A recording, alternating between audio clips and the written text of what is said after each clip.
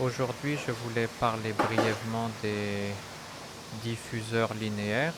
Ce sont des diffuseurs utilisés dans les mezzanines de 8 à 6 mètres. Un internaute m'a demandé comment les installer.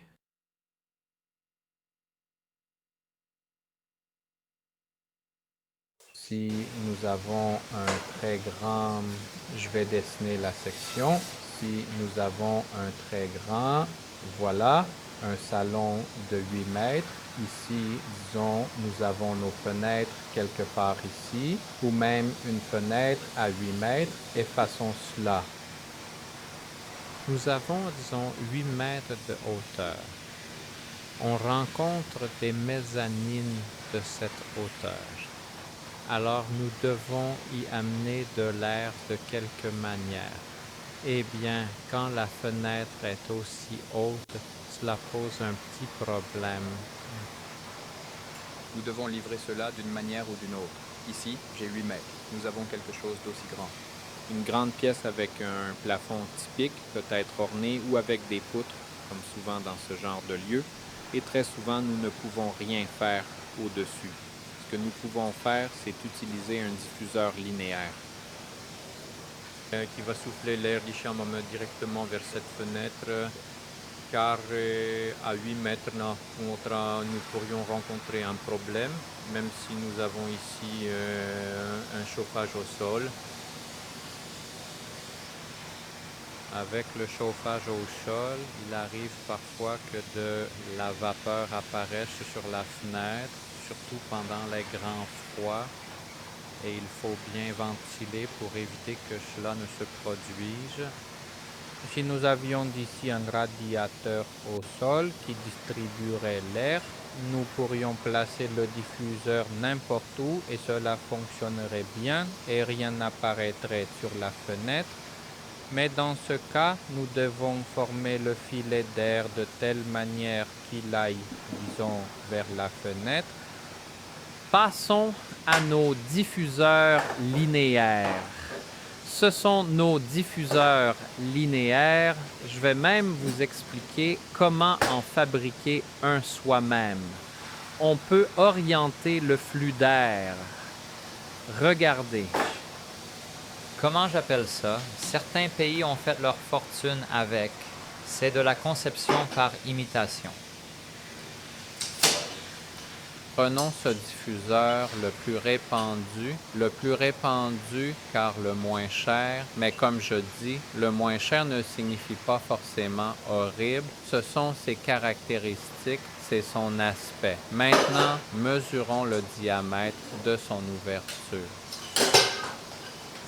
Son ouverture a un diamètre d'environ 100 mm. En ayant le diamètre, nous savons que pour obtenir la circonférence, il faut le multiplier par le nombre pi. 2 fois r par pi, c'est la circonférence d'un cercle. Donc si nous avons ici 100 mm, nous savons déjà que c'est 314. Puis, mesurons la hauteur pour calculer la surface. Prenons la plus grande ouverture, 300 fois 3, cela fait 900. Donc, 900 mm² avec notre plénum de diamètre 125. Dans notre plénum de diffusion de diamètre 125, nous savons que s'il y a 900 mm² là-bas, nous pouvons, prenons les 60 m³ de cette caractéristique ici. Bien sûr, chaque caractéristique d'un tel diffuseur sera différente, mais nous supposons que vous souhaitez le faire vous-même. Ces diffuseurs linéaires, comme je vous l'ai montré ici et expliqué, nous les installons simplement dans le mur. Oh, je vais le dessiner. Nous faisons une petite boîte à l'arrière. Nous ajoutons des modules comme celui-ci que j'ai en orange. Où nous pouvons le faire nous-mêmes. Petit abbé, un mur totalement blanc, plâtré avec une ouverture. Donc si quelqu'un veut essayer, car on dit que c'est très cher, on peut le faire soi-même. Eh bien, c'est pas bon marché, mais il faut vraiment beaucoup de travail pour bien faire ces déflecteurs. Alors regardez, nous savons que c'est 900 mm carrés. C'est comme si nous voulions avoir un plénum de diffusion à nous. Nous allons voir tout de suite comment nos concepteurs s'y sont pris. Ici, combien avons-nous? 21 mm multiplié par, disons, 50, nous avons 1000. Ici, nous en avons 2, donc ici, nous avons 2000. Compris? Comment calculer la surface de cette ouverture pour que l'air s'échappe? Et maintenant, regardez comme c'est simple à faire. Vous achetez ces modules, que ce soit de ma société ou d'une autre, cela n'a pas d'importance. Nous fabriquons un boîtier, il peut même être, disons, en tôle galvanisée, peu importe le matériau.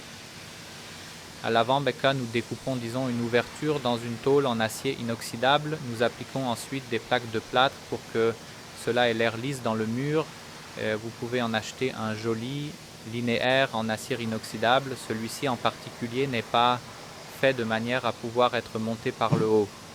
Vous avez la possibilité de l'installer sur le côté et je vais tout de suite vous montrer ce qui a été fait ici dans ces diffuseurs linéaires pour qu'ils fonctionnent. Mais je dois alors changer de caméra.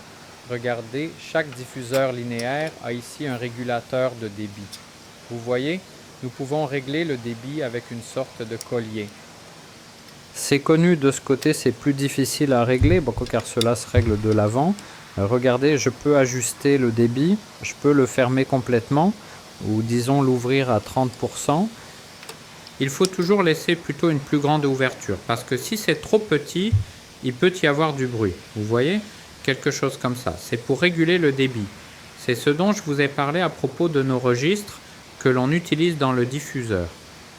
Vous pouvez le faire autrement. Vous pouvez, disons, le recouvrir même avec un tapis en caoutchouc, ce trou, et simplement faire quelques petits trous, et ainsi vous aurez également le contrôle du débit. Eh bien moi je ne peux pas faire ça. Et qu'est-ce qu'il doit encore avoir? Oh, on peut voir ici, vous voyez? Le déflecteur. C'est le déflecteur que je tourne pour ajuster le flux d'air comme je veux. Mais dans votre cas, vous pouvez faire une simple plaque et vous aurez déjà fabriqué un tel déflecteur car quelqu'un m'avait justement demandé comment le faire. Nous savons déjà comment calculer la surface ici. On sait qu'à l'arrière, là, il faut le régler avec ces types de colliers dont je vous parlais. Là, il y a des trucs qui tournent, n'est-ce pas? Alors, on règle le débit avec ça, et avec ça, on règle la direction. Vous voyez?